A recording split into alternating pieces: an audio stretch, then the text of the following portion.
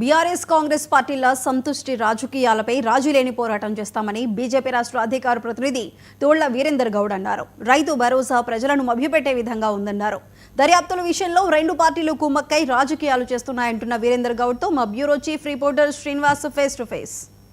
నిబంధనలకు విరుద్ధంగా ప్రభుత్వం వ్యవహరించిన తీరును ఎండగడుతూ అటు ప్రజాక్షేత్రంలోనూ ఇటు న్యాయ వ్యవస్థ పరంగా కొట్లాడిన ప్రజల పోరాటం ఫలించింది. దానిపైన మాట్లాడేందుకు మనతో బీజేపీ రాష్ట్ర అధికార ప్రతినిధి వీరేందర్ గౌడ్ ఉన్నారు. వారిని మాట్లాడించే ప్రయత్నం చేద్దాం. చెప్పండి, డబుల్ బెడ్రూమ్ విషయంలో ఎట్లా పోరాటం చేశారు, ఇప్పుడు ఏ ఫలితం వచ్చింది? ఇది డబుల్ బెడ్రూమ్ ఇళ్ళ విషయం ఏంటంటే, తెలంగాణ ప్రభుత్వం 2015లో ఒక జియో ఇవ్వడం జరిగింది.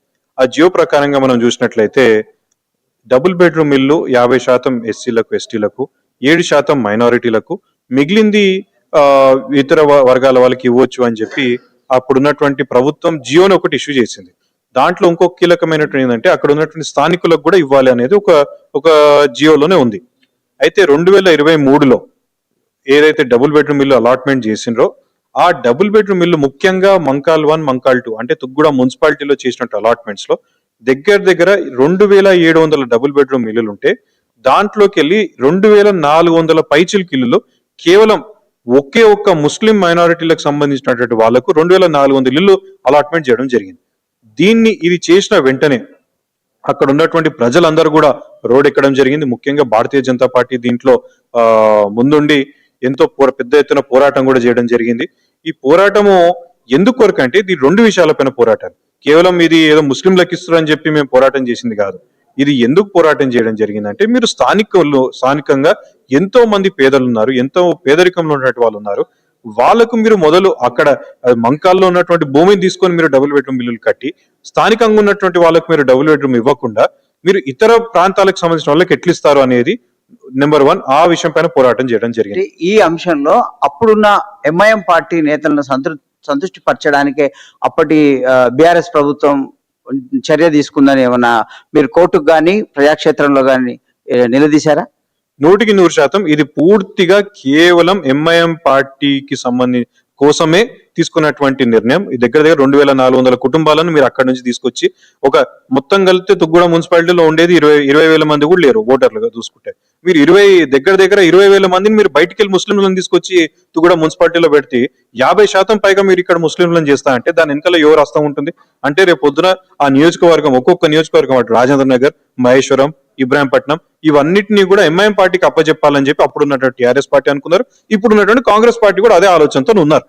కాబట్టే మేము కోర్టుకి వెళ్ళి ప్రభుత్వాన్ని నిలదీసి కోర్టులో మేము క్లియర్ గా మా లాయర్లు గిట్ట చాలా స్పష్టంగా చెప్పారు ఇది కరెక్ట్ కాదని చెప్పి. దానికి తగ్గట్టుగా ఈరోజు కోర్టులో జడ్జిమెంట్ కూడా ఈ మొత్తం లిస్టుని మీరు పక్కన పెట్టాలి అని చెప్పి కోర్టులో జడ్జిమెంట్ రావడం జరిగింది.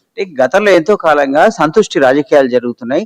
అందులో భాగంగా తెర మీదకి వచ్చిన ఇది మీరు పోరాడి న్యాయం సాధించారు. ఇక ముందు ఇలాంటి సంఘటనలు జరిగితే ఏంటి విధానం? అంటే మేము ప్రజాక్షేత్రంలో ఉండే ప్రజల సమస్యల గురించి, ప్రజల సమస్యలని తెలుసుకొని పోరాటం చేయడం కోసం, వీలైతే దాన్ని పరిష్కరించడం కోసమే మేము ప్రజాక్షేత్రంలో ఉన్నాం. 100% ఇక్కడనే కాదు ఎక్కడైనా కానీ ప్రజలు ఎక్కడైనా ఇబ్బంది పడుతున్నారంటే భారతీయ జనతా పార్టీ కానీ, భారతీయ జనతా పార్టీలో ఉన్న ప్రతి కార్యకర్త, ప్రతి నాయకుడు ప్రజల వెంట ఉంటాడు, ప్రజల కోసం పోరాటం చేస్తారు. మీరు ప్రతి ఒక్కరికి రైతు భరోసా ఇస్తా అన్నటువంటి వాళ్ళు ఈ రోజు కేవలం 4 ఎకరాల కంటే తక్కువ ఉన్న వాళ్ళకి ఎందుకు ఇస్తా ఉన్నారు? మూడోది, మీరు చాలా స్పష్టంగా చెప్పారు కౌలు రైతులకు కూడా మీరు రైతు భరోసా ఇస్తా అన్నారు. మళ్ళీ ఈ రోజు ఎందుకు కౌలు రైతులకి రైతు భరోసా ఇస్తలేరు? మళ్ళీ ఎక్కడ కూడా ఇది కేవలం ఇది ఒక రాజకీయంగా ఆలోచిస్తున్నారే తప్ప, మళ్ళీ ఇప్పుడు లోకల్ బాడీ ఎలక్షన్స్, అదేవిధంగా సర్పంచ్ ఎలక్షన్స్, ఎంపీటీసీ ఎలక్షన్స్ రాబోతూ ఉన్నాయి కాబట్టి ఈ రైతు భరోసా అనేది తెరపైకి తీసుకొచ్చిండ్రు. పోయిన సంవత్సరం ఏం ఎలక్షన్ లేకుండే కాబట్టి రైతు భరోసా ఎగ్గొట్టిండ్రు.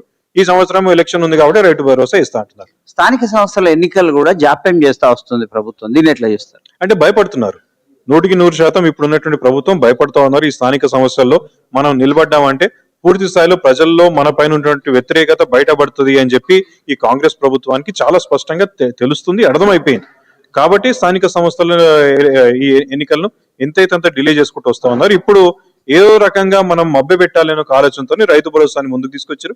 రేపు పొద్దున రేషన్ కార్డు అంటారు, రేపు పొద్దున ఇంకోటి అంటారు, తీసుకొచ్చి ఏ రకంగా ప్రజలు మభ్య పెట్టాలని చెప్పి చూస్తారు తప్ప ఏ ఒక్క శాతం కూడా చిత్తశుద్ధి లేనటువంటి ప్రభుత్వం ఇప్పుడున్నటువంటి కాంగ్రెస్ ప్రభుత్వం. Thank you. ఇది మొత్తం మీద సంతుష్టి రాజకీయాలు ఎక్కడున్నా మేము ఎదుర్కొంటాము, ప్రజాక్షేత్రంలో అటు న్యాయపరంగా కూడా పోరాడతాము, ప్రజల తరపున నిలబడతాము అంటున్నారు. అదేవిధంగా రైతు భరోసా విషయంలో కూడా కాంగ్రెస్ ప్రభుత్వం చూపడం లేదంటున్నారు. అలాగే స్థానిక సంస్థల ఎన్నికలు అంటేనే భయపడుతున్న పరిస్థితి కాంగ్రెస్ ప్రభుత్వానికి దాపురించిన పరిస్థితి ఏర్పడింది. వీడియో జర్నలిస్ట్ సంతోష్తో Srinivas, 99 TV Hyderabad bureau chief report. 99